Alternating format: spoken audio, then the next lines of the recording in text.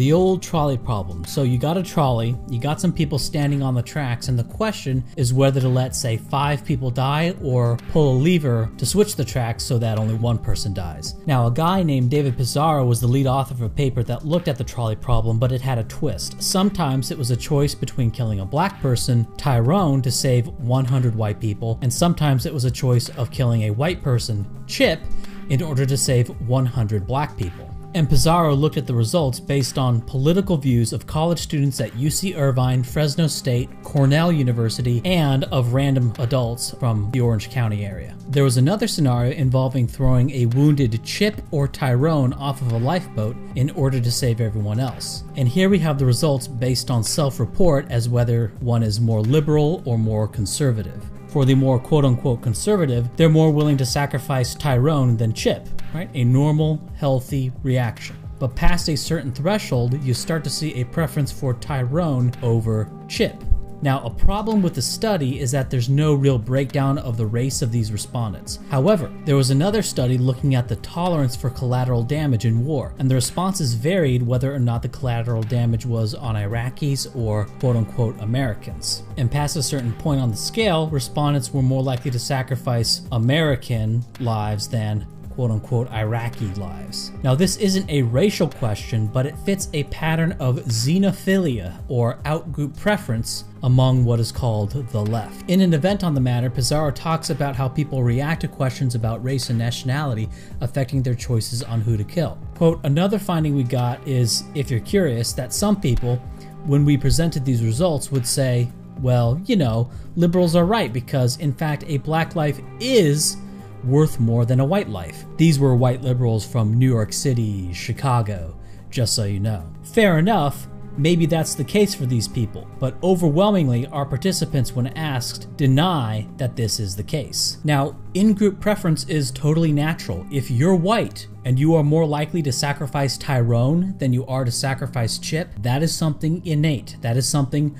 neurotypical. And if anyone tries to tell you otherwise, that there is something wrong with you for favoring your own, they're actually trying to classify a kind of mental illness as normal, and that which is normal as a mental illness. Let's talk about the Sierra Club. The Sierra Club used to be against immigration to the United States. Why wouldn't they be? More people means more pollution, and if one area of the world is overpopulated and those people leave for another country, well, now there's more room in the other country for it to get overpopulated again. So prohibiting the free movement of people is probably the most important thing you could do to protect the environment. And it's sort of intuitively plausible given that people are the ones that destroy the environment. But over time, the Sierra Club changed its tune and came to support open borders. They came to put brown people over the environment. We can also look at the AFL-CIO, how they used to be a labor union who wanted an economy built around labor that didn't just treat labor as an input to maximize profit, but labor as the end in itself. However, eventually the unions came to side with big business in favor of open borders. Big businesses love open borders because it makes it so labor can't organize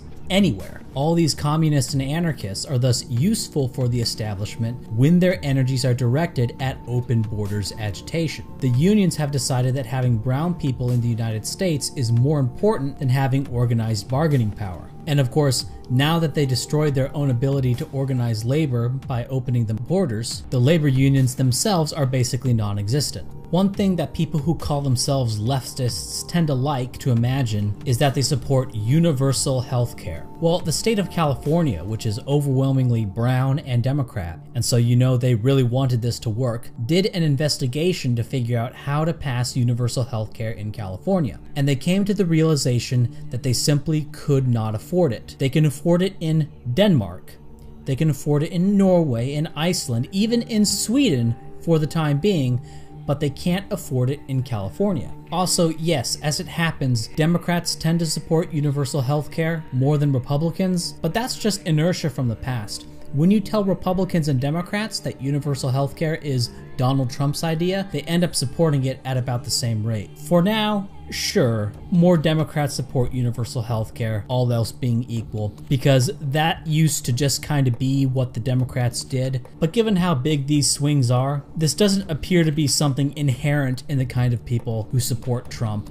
and it's not something essential to what is called the quote-unquote right, if such a thing even exists. Here's a little anecdote. In Brooklyn, they're dropping gifted programs because too many whites are in the gifted programs. Now imagine if the state of Kansas dropped gifted programs because too many Asians or too many Hispanics or Indians were in those gifted programs. You'd never hear the end of it, right? Of course you wouldn't. You'd have civil rights lawsuits coming out the ass over that. But when the Brooklyn blacks do it, it's okay and you don't even hear about it. Or how about women's rights and gay rights? Now, this is a horse that has been beaten to death because it's so obvious, but it should be brought up again for those who forgot. And that's the hypocrisy of supporting women's and gays' rights while bringing in people who mostly want gays dead and women behind closed doors, which is to say Muslims, or at least true Muslims. Maybe they do care about women's rights and gays, maybe, who knows. But one thing for sure is that they care more about having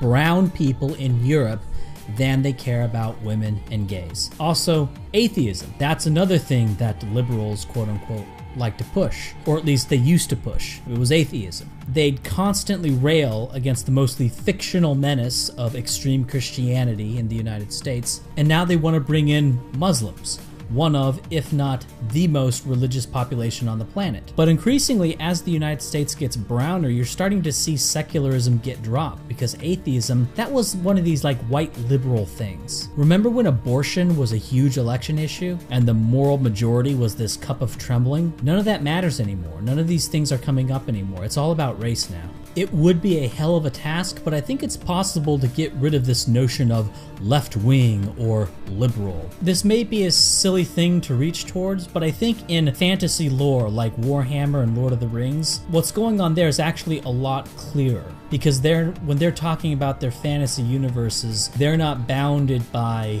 the norms and restrictions on opinion that someone is going to have at any time and place in history, because they're basically outside of this universe, creating this universe. Saruman sides with Sauron, who rules the orcs, along with aligning with the Middle Eastern people, the Haredim or whatever.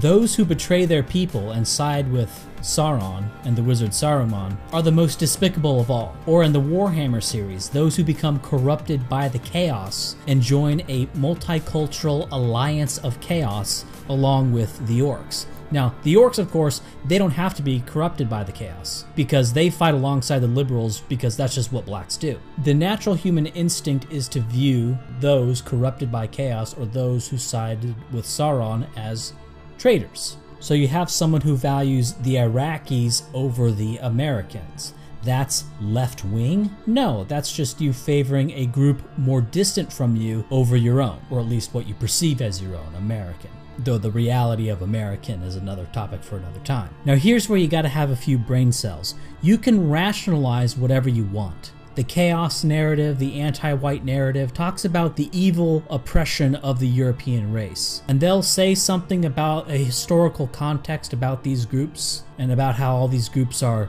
disadvantaged or whatever. And if you ever question this group narrative, if you ever question this historical narrative, well, you're treated like a heretic. Or the term today, it's racist. But it's all nothing more than seeing everything from the point of view of another group.